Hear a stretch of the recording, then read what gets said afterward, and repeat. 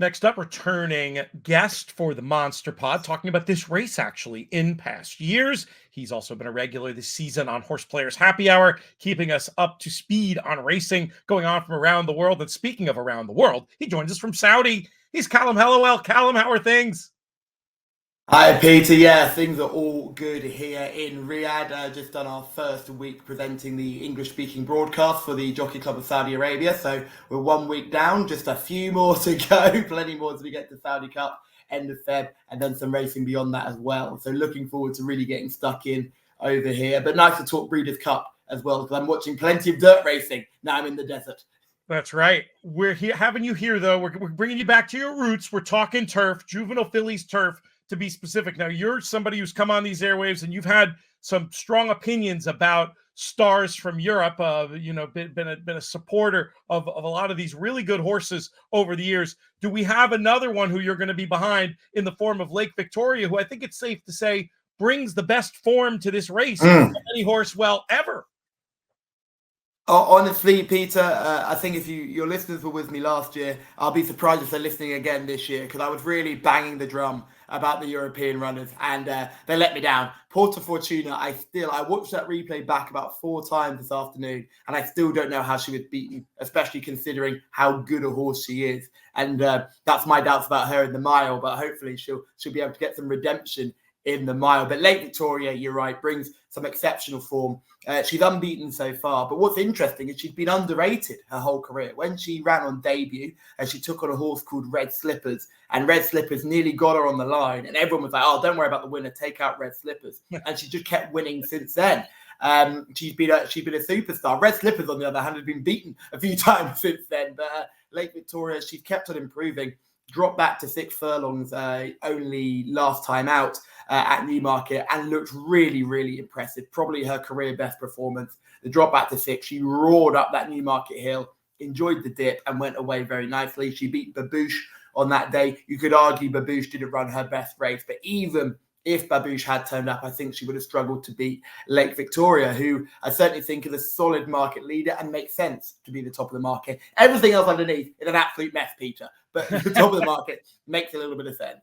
Well, is this a case where you might be willing to take, I think Lake Victoria in the end is going to be odds on here, or is this a place where, international terms, you might be looking for something at a price each way to run in the top 3, or from an American betting point of view, looking for some value in terms of getting a horse underneath in bets like the Exacta and Trifecta? And then the other I'll save the other question. Let's start with that one. Are you happy enough taking odds on with Lake Victoria, or do we want to look at another direction in terms of... Oh, no, we're looking elsewhere, Peter. We're looking everywhere else. We're not going anywhere near the favourite here. We've got a monster in this race in the shape of Thought Process. The British bookies have not got their heads together at all in this race. And you think we would have learned from last year.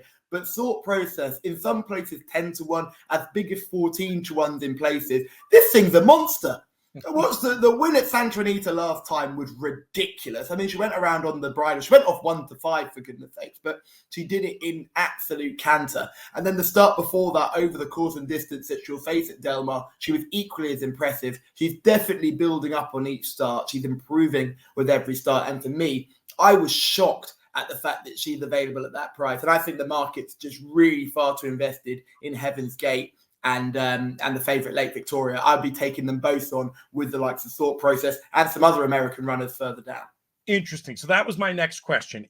Of the European runners, is there anything to compete with Lake Victoria, or are we going to look all home team against her, starting with Thought Process? I just think you can pick holes in those Europeans that take her on. Her stablemate Heaven's Gate, lovely horse, tough as nails. She's really tough. She's had 7 starts this season already as a juvenile. But for me, we've seen her at her peak. She was beaten by Celandine, who was actually just scratched from this race only yesterday, I think it was. But she'd beaten by Celandine at York. And I think that was sort of her level. She then went to Ireland and she won a nice group race in Ireland, beating Fiery Lucy, who does feature in this race. But I think Fiery Lucy, a bit soft. I think she's a bit of a soft girl. She doesn't like going past horses. She comes there with all the speed and then just sticks her tongue out and says no. So I'd be against her. I think Heaven's Gate might find this tough. But if she rounds that bend in front, that straight at Delmar, it's a long way home yet. Yeah. She could shrug them all off. She's the type that, she'll keep repelling challenger after challenger. But I just think she might find this level just a little bit too tough for her. And there's some really good closers in this of the American runners, which I think tactically will make this race fascinating. Let's get to the other American that you're interested in. It's got to be one at double-digit odds because they all are. It really is. Destino Doro. What are we doing, team? This thing's very good. Debut, very impressive, liked it. But the last time out in that Jessamine Stakes where she finished second, I don't know who's running the photo finish in America, but how on earth has this horse not been given the win? I think it's in front before the line, it's in front after the line, but on the line she finished third. Give me a break. I'm convinced she won that race. She'd be coming into this race unbeaten if she did win that race. She's a real late closer, and in a race full of late closers, there might not be much pace on, which could hinder her. But my goodness, I was really taken by the performance. She met trouble in running at the top of the straight, and she battled and she flew down the outside. One more stride, she would have won, and she'd have been right at the top of the betting for this contest.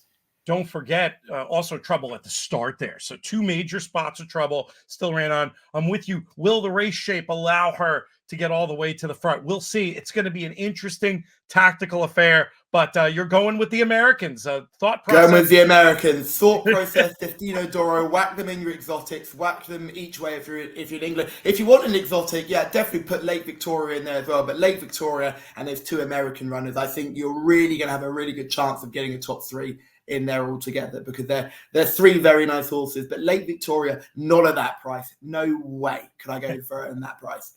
A deserving favorite, but too short in the market. Interesting U.S. alternatives. Callum, thank you so much. Thank you very much. Looking forward to it. I still can't believe I'm not out there. I'm over in the other side of the world here, Peter. We must get this together. I see Vanessa is on a plane out there. Kevin Blake is on a plane out there. All my podcast colleagues from Betfair, they're all out there. Where am I? Still here. Well, I'm in Saudi this time. I'm not even in the UK anymore. I'm getting further away. Great stuff. I want to remind folks that you can play the Breeders' Cup Betting Challenge on twinspires.com. Simply go to the twinspires.com website, go to tournaments, opt in, and while you're there, take a look. We've got the Kentucky Derby Betting Challenge back for 2025. Look for feeders and qualifiers there as well.